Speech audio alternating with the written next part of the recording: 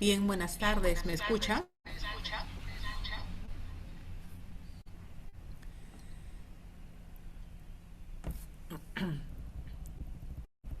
Bueno, vamos a dar inicio a la clase, la última clase de la rotación de infectología, que lleva por título Infecciones oportunistas en el paciente, en pacientes inmunosuprimidos o inmunocomprometidos. ¿Me avisan, por favor, si puedo, si se ve las imágenes?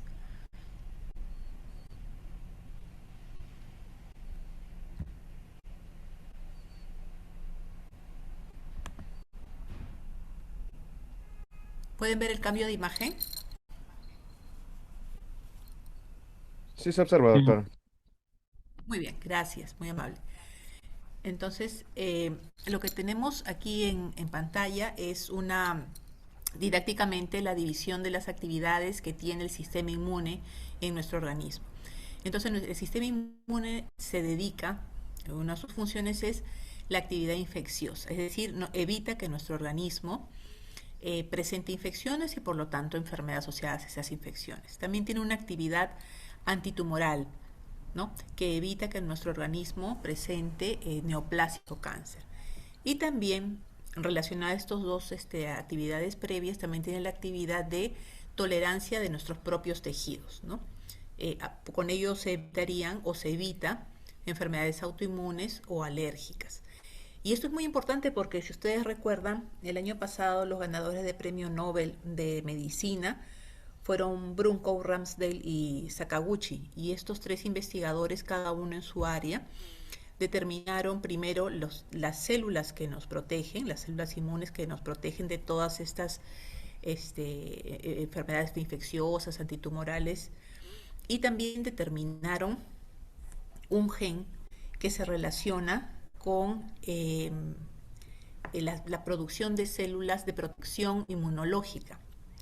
¿Y por qué ellos postulan o postularon que por qué nosotros en algunos casos, algunos pacientes tienen o desarrollan a lo largo de su vida procesos o enfermedades autoinmunes, por ejemplo? Ellos postulan que hay una mutación en este gen.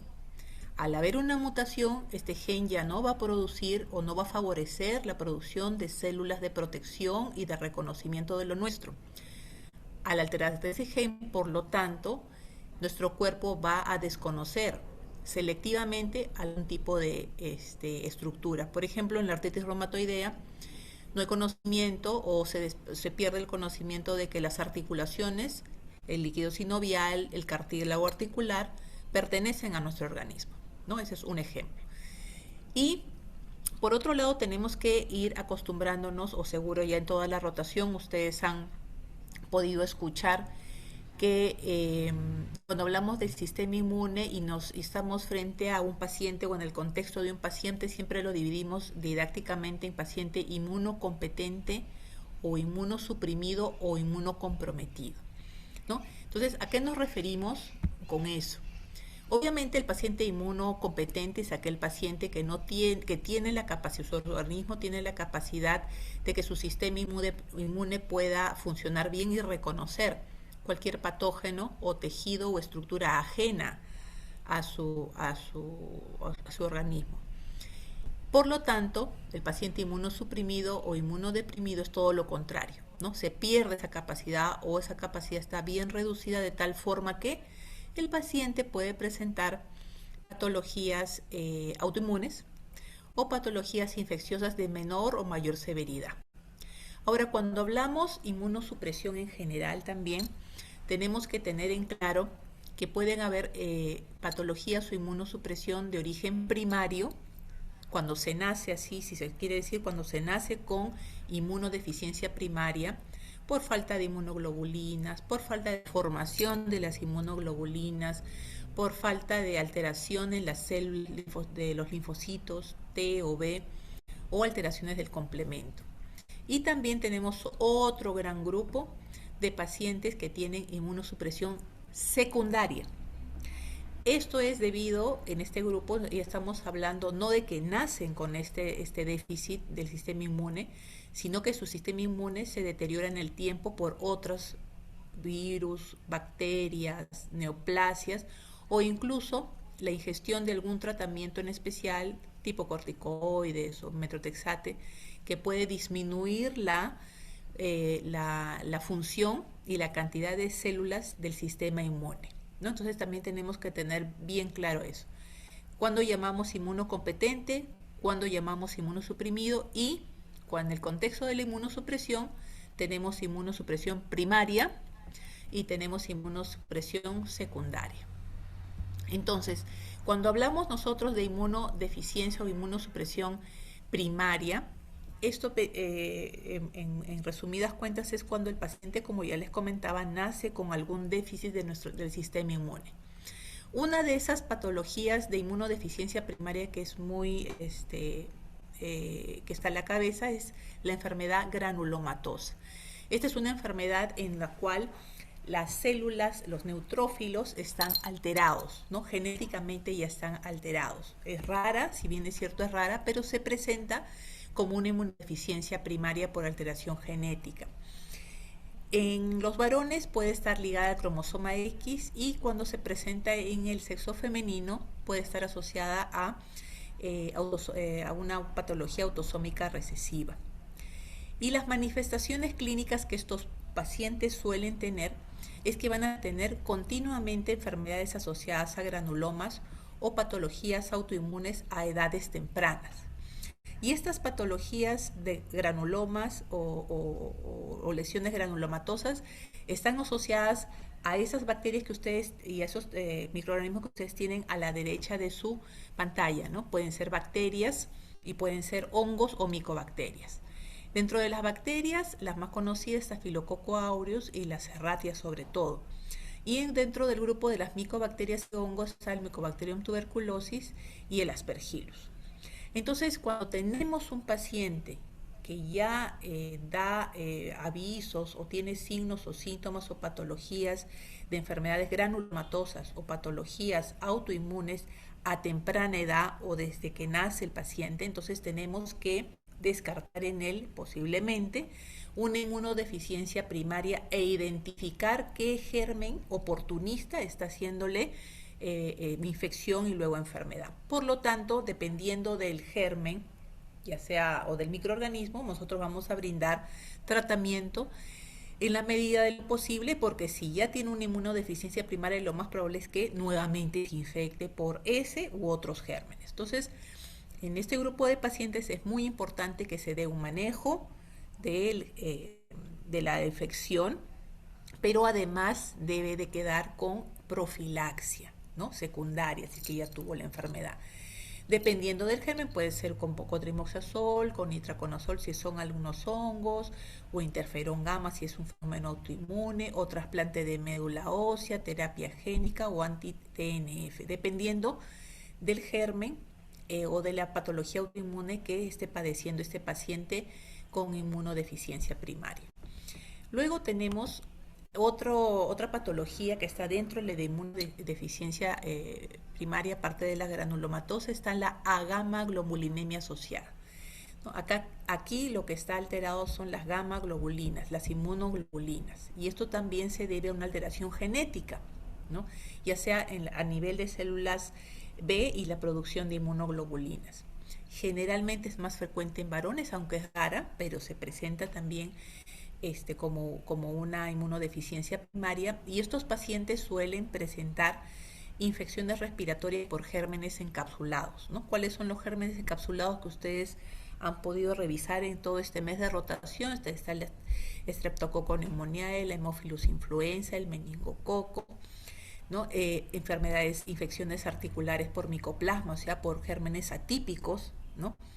Infecciones por el sistema nervioso central a cargo de gérmenes o virus tipo enterovirus, o infecciones intestinales por parásitos intestinales como la Giardia lamblia, y además fenómenos autoinmunes como artritis reumatoidea juvenil, citopenias, dermatomiositis, entre otras. Entonces, las patologías que se presentan asociadas a la alteración de la gamma-globulinemia o de la alteración genética para la formación o la producción de gamma-globulina son estas.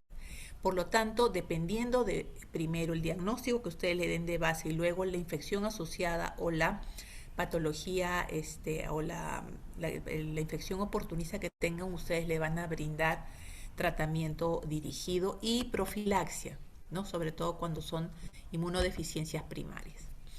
La otra inmunodeficiencia primaria que también podemos encontrar en algunos pacientes es la inmunodeficiencia común variable, es decir, aquí no es que no se formen inmunoglobulinas, acá se forman, pero en poca cantidad, tan poca que es insuficiente para poder proteger al paciente, para que no se formen anticuerpos cuando vacunemos a estos pacientes, cuando no haya recuerdo inmunitario luego de algún tipo de infección o de vacuna. Entonces aquí se forman en poca cantidad y esa poca cantidad no es suficiente para compensar o para enfrentar los procesos infecciosos o autoinmunes o neoplásicos que el paciente tenga, ¿no? Entonces esta hipogamaglobulinemia sobre todo se relaciona con este tipo de inmunoglobulinas, la G, la A y la M, en donde la población linfocitaria de tipo B, como les comentaba, es baja y su respuesta al proceso infeccioso o al recuerdo inmunitario por vacunas también está venida menos. Suele ser rara, pero como es poca la cantidad de inmunoglobulina que se produce o que producen los linfocitos B, suele diagnosticarse no a temprana edad, sino posiblemente después de los 20 o 30 años. Y estos pacientes, ¿qué suelen tener? ¿No? Suelen tener procesos infecciosos respiratorios altos y bajos también, como infecciones a nivel de los sinusoides, o sea, sinusitis crónicas, o a nivel pulmonar por gérmenes encapsulados, ¿no? Haemophilus influenzae, Streptococcus pneumoniae, meningococo, virus de la influenza, además. Infecciones intestinales como por Helicobacter pylori, Salmonella, Giardia lamblia, algunas patologías autoinmunes como anemia hemolítica o artritis reumatoidea, enfermedad inflamatoria intestinal, pueden presentar neoplasia de estómago a temprana edad o linfoma no Hodgkin a temprana edad. Entonces, esas son las características y las patologías que se asocian, en este caso, a una inmunodeficiencia primaria en donde se produce poquito, ¿no? Pocas cantidades de inmunoglobulina por alteración genética también. Y luego pasamos al otro grupo, ¿no? Al otro grupo importante de pacientes que hacen inmunodeficiencia o que tienen o que presentan inmunodeficiencia secundaria. En este caso ya el paciente no nace con alteración del sistema inmune, sino que ese sistema inmune a lo largo de su vida se deteriora por una serie de factores externos, por alimentación o por gérmenes o microorganismos que atacan su organismo. Entonces, en este grupo sí nosotros podemos a ver, un momentito, podemos, podemos,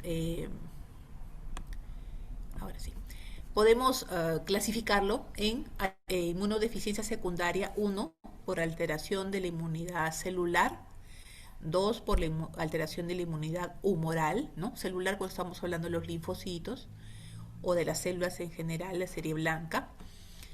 Alteración humoral estamos hablando específicamente de las inmunoglobulinas. Luego, alteración o déficit de complemento. Y otro que sea estructural o funcional como la asplegia, ¿no? Entonces, cuando hablamos de inmunodeficiencia secundaria asociada a alteración celular, ¿qué enfermedades se caracterizan por tener este tipo de alteración? A la cabeza están los pacientes con VIH y SIDA, pacientes con neoplasia o trasplantados, tipo linfomas o neoplasias de órgano sólido, ¿no? Sarcoidosis, infecciones por citomegalovirus, que es de la familia de herpes viridae, pacientes que tienen diabetes mellitus, insuficiencia renal crónica, también se caracterizan por tener alteración de la inmunidad celular, o aquellos que toman tratamiento inmunosupresor, ¿no? Entonces, este gran grupo de pacientes que tienen alteración de la inmunidad celular suelen hacer infecciones por virus, bacterias, hongos y parásitos, o sea, por cualquiera de estos microorganismos pueden hacer infección.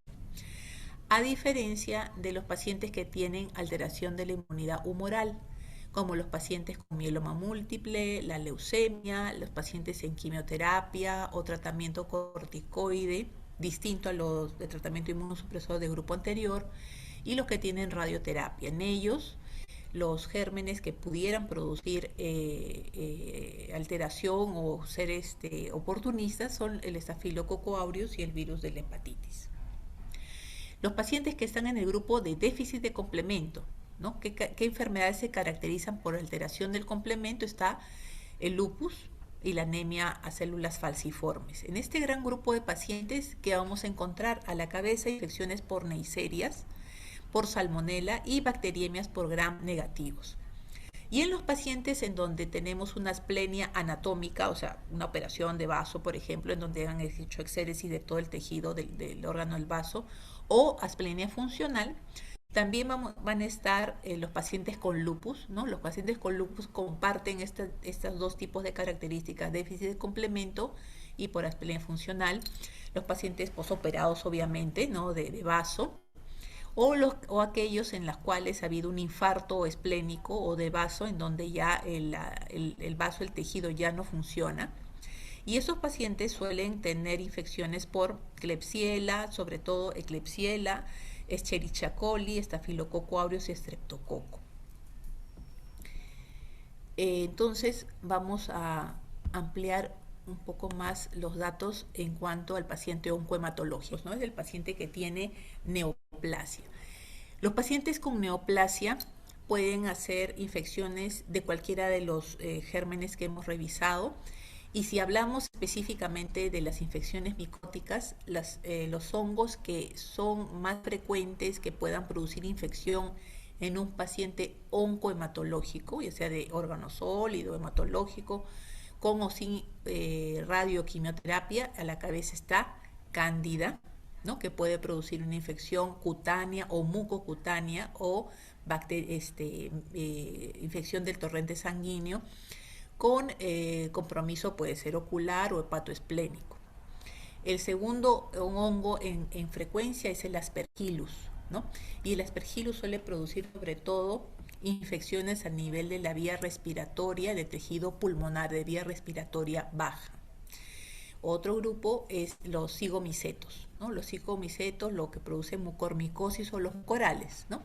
Suelen producir lesiones muy severas, ¿no? Muy letales en estos pacientes, que además de invadir los tejidos, las mucosas y los vasos, ¿no? Produciendo pequeños émbolos que pueden infartar los tejidos o llegar a nivel por vía respiratoria alta hacia el cerebro y dar un cuadro que se llama mucormicosis rinocerebral.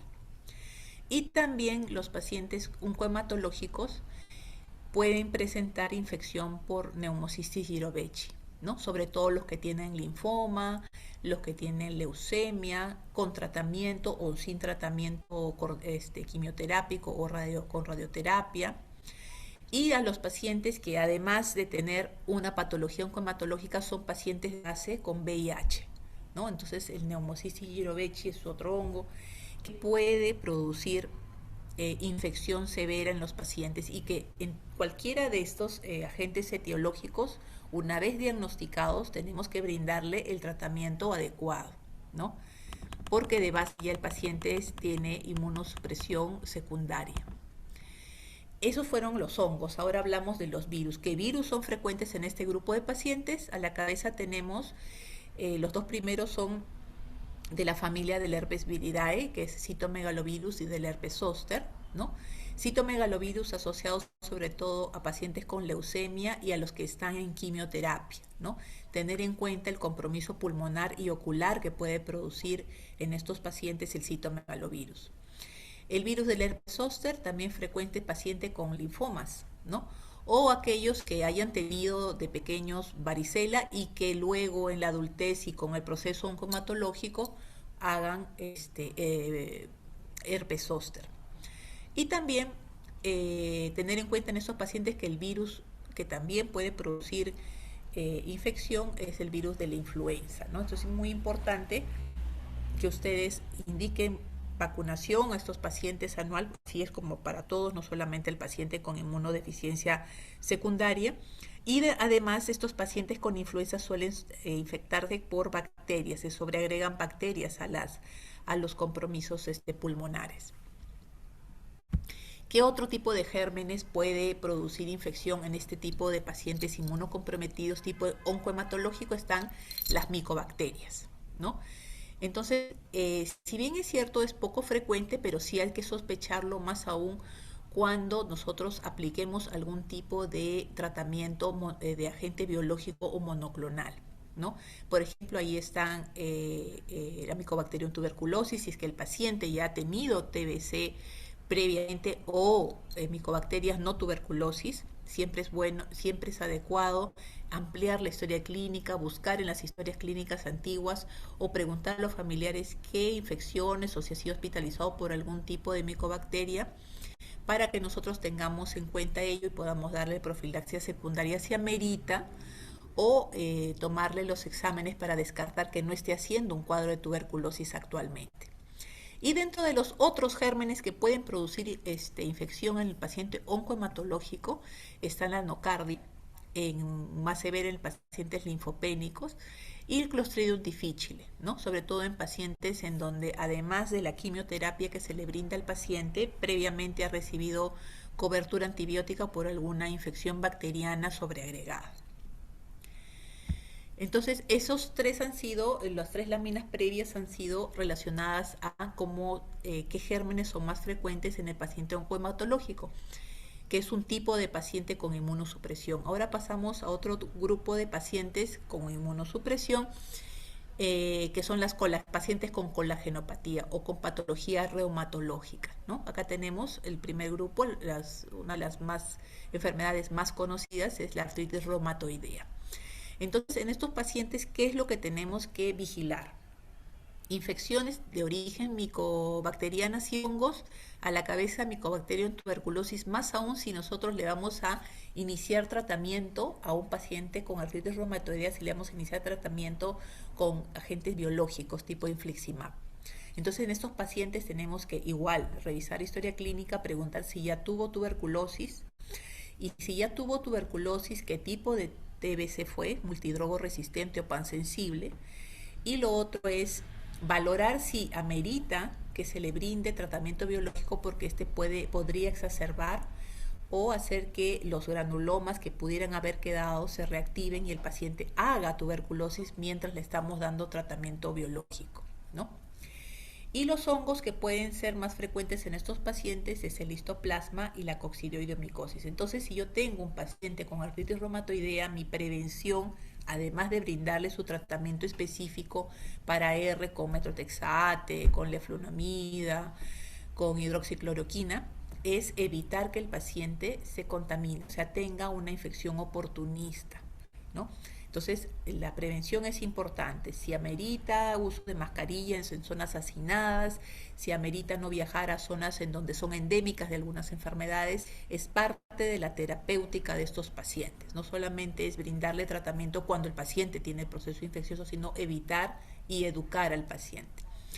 Luego, desde el punto de vista de infecciones virales, ¿qué virus son los que se relacionan con artritis reumatoidea? Generalmente son aquellos virus que ya el paciente pudo haber presentado antes de este diagnóstico y que puedan reactivarse. Por ejemplo, el virus de la hepatitis, ¿no? Entonces tengo que pedir o solicitar antes de iniciar algún tratamiento unos marcadores de hepatitis viral B y C, sobre todo si es que el paciente no recuerda vacunación, si no recuerda si ha tenido, entonces voy a examinar cómo está o ver cómo está el antígeno australiano, cómo está el anticore total y el IgM, cómo está el antígeno E, para yo valorar y poder saber si el paciente ha tenido hepatitis B y ya no tiene, o nunca ha tenido y tiene una buena vacunación, ¿no? Tiene más de 10 unidades de anticuerpos australianos, entonces una buena protección, y que me dé seguridad para que yo pueda iniciar mi tratamiento, ya sea con fármacos modificadores de la enfermedad, que es para artritis reumatoidea, o con tratamiento biológico si amerita, ¿no? Otro grupo de pacientes con patología reumatológica son los pacientes con lupus eritematoso sistémico. Ustedes ven a la derecha de su imagen todos los microorganismos que se relacionan con o como gérmenes oportunistas en pacientes con lupus, ¿no? Entonces, aquí recuerden que el lupus comparte deficiencia del complemento, deficiencia humoral. O sea, en esta patología se concentran casi todas las alteraciones de la inmunodeficiencia secundaria. Entonces, por lo tanto, tenemos bacterias que pueden producir infección en este grupo de pacientes, hongos, ¿no? Bacterias, salmonella, Mycobacterium tuberculosis, hongos a la cabeza, Candida albicans y criptococo, virus, todos de la familia del herpes viridae, protozoarios como el Toxoplasma gondii y el mintos como el Strongyloides stercoralis. O sea, dependiendo de la patología que pueda presentar asociada, porque si ya tenemos un paciente con lupus y está en tratamiento, este paciente obviamente va a ir a controles periódicos al reumatólogo, y el reumatólogo con los exámenes de laboratorio y con su examen físico va a determinar si el paciente está controlado o no lo está. Y si no está controlado y hace fiebre y hace alguna sintomatología de órgano que nos haga estudiarlo, pues nosotros vamos a pensar en estos gérmenes como causa de fiebre o descompensación del paciente. Y finalmente tenemos nosotros como inmunodeficiencia secundaria, y ustedes ya han tenido alrededor de 2 clases de teoría relacionados a VIH, SIDA y terapia antirretroviral, es justamente estos pacientes con VIH, ¿no? Con el virus de la inmunodeficiencia humana, que tiene predilección por los linfocitos TCD4 y que a través de una serie de mecanismos y de enzimas dentro de estas células se favorece su reproducción. Y esta reproducción está a expensas de la merma, ¿no? De la disminución del linfocito TCD4, ¿no? Disminuyendo la población y aumentando la carga viral, ¿no? Entonces, ustedes ya han revisado, ¿no? Y si vemos el dibujo de la imagen que ustedes están viendo, podemos nosotros en cada órgano podemos relacionar o tener un germen más frecuente que nosotros podamos pensar en el momento de la evaluación de un paciente VIH no compensado o no controlado con una infección oportunista. Por ejemplo, si el paciente con VIH que recién está comenzando tratamiento o que estando en tratamiento y que estaba estable, de un momento a otro comienza a hacer alteraciones de la visión, que es la disminución de la agudeza visual, tenemos que pensar sobre todo en citomegalovirus y en toxoplasma. Este virus y este parásito suelen hacer retinitis en estos pacientes. Y es muy importante que en los controles periódicos preguntemos por la visión del paciente, más aún si usan lentes, ¿no?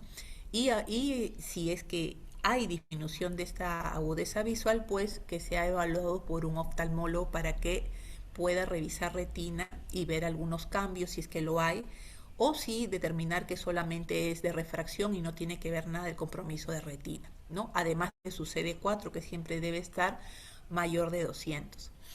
Cuando tenemos un paciente con VIH y con cefalea intensa que no mejora con los analgésicos, eso le llamamos cefalea persistente, que la podemos dividir en 2 grupos, ¿no? Cefalea con signos de focalización y sin signos de focalización.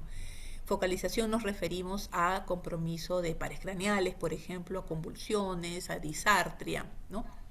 Entonces, si tenemos un paciente con cefalea sin signos de focalización, tenemos que pensar a la cabeza en, por ejemplo, criptococo.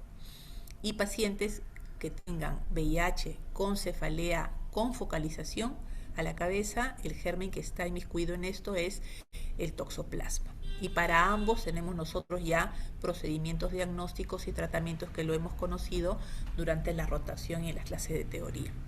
Luego, si vamos bajando en cuanto a la estructura del cuerpo humano de estos pacientes, si tenemos compromiso de mucosa tipo cándida, Entonces nosotros tenemos varios medicamentos antimicóticos que podemos brindar a estos pacientes dependiendo de las lesiones que tengan.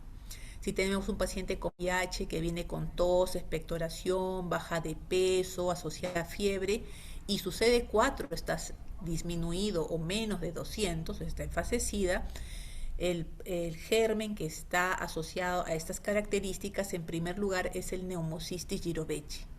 Y para el Pneumocystis jirovecii nosotros ya tenemos tratamiento con, bueno, ya no usamos los de primera línea porque no hay, pero sí usamos trimethoprim sulfamethoxazol, que antes era considerado como segunda línea y que ahora se usa con buen resultado en los pacientes.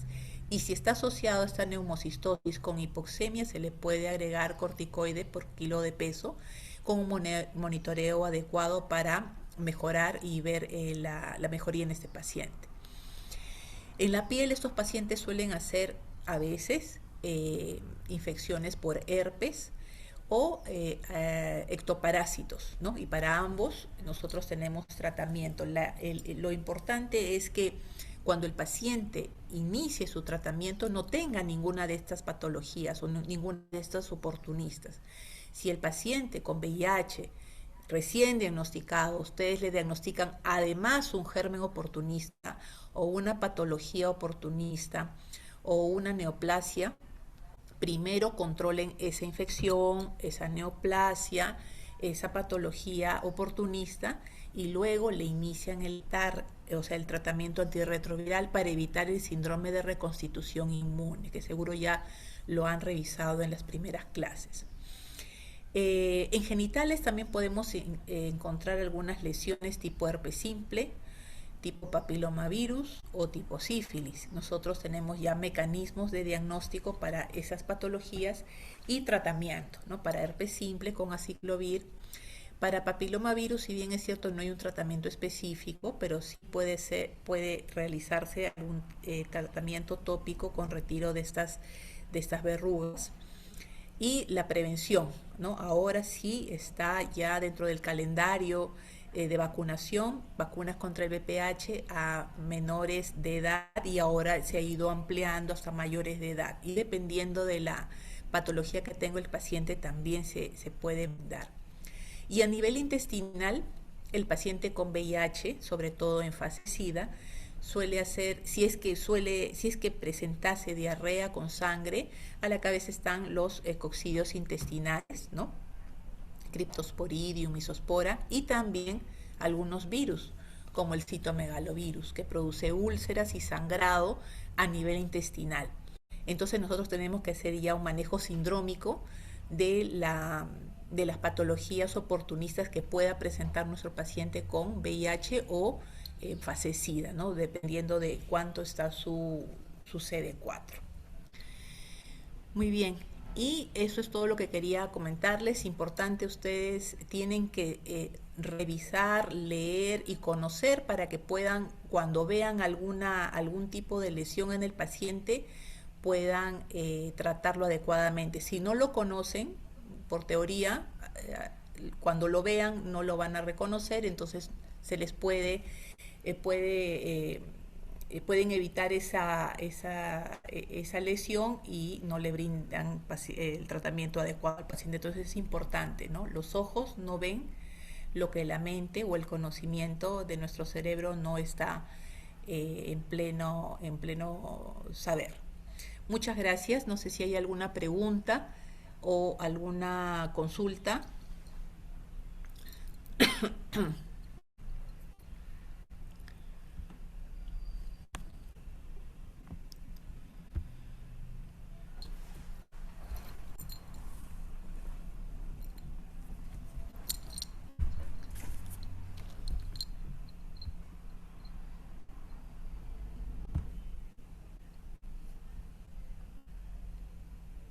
No hay ninguna consulta o pregunta, entonces damos por terminada la clase del día de hoy. Muchas gracias por su atención.